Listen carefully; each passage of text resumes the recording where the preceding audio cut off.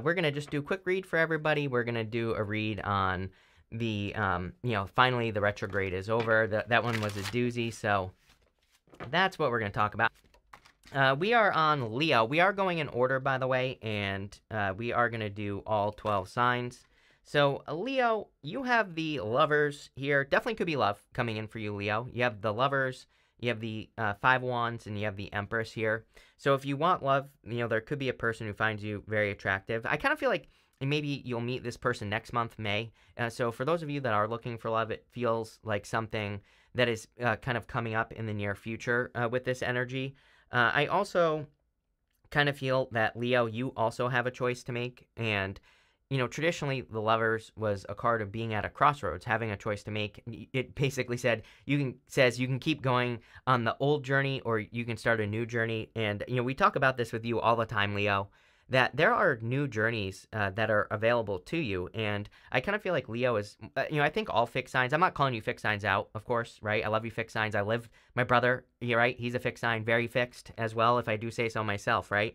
Kind of a pain in the ass to live with, right? But what I would say is I think you fixed signs need to kind of like open up to new ideas as well, kind of like I just said to Cancer. I think that you, in particular, Leo, I think that there's a lot of benefits in you kind of looking at how you can reinvent yourself as well. So if you are thinking about like kind of doing a rebrand, and if you work in social media, for example, I think now would be the perfect time to do that. I also think, if you have a business, a career, even you can rebrand yourself in your career, right? You can start presenting yourself in a different way.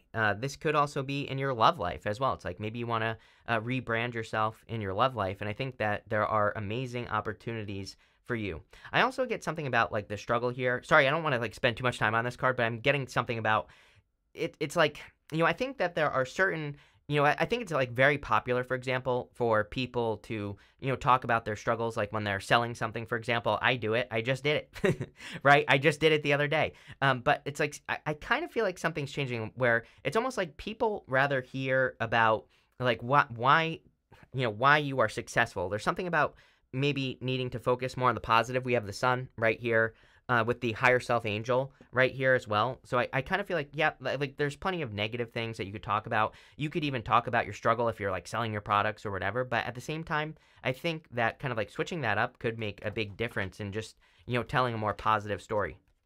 You have the Five of Wands. Five of Wands is like conflict and competition. I do feel like there is a lot of competition, but again, it could just be time for you to set yourself apart from the competition.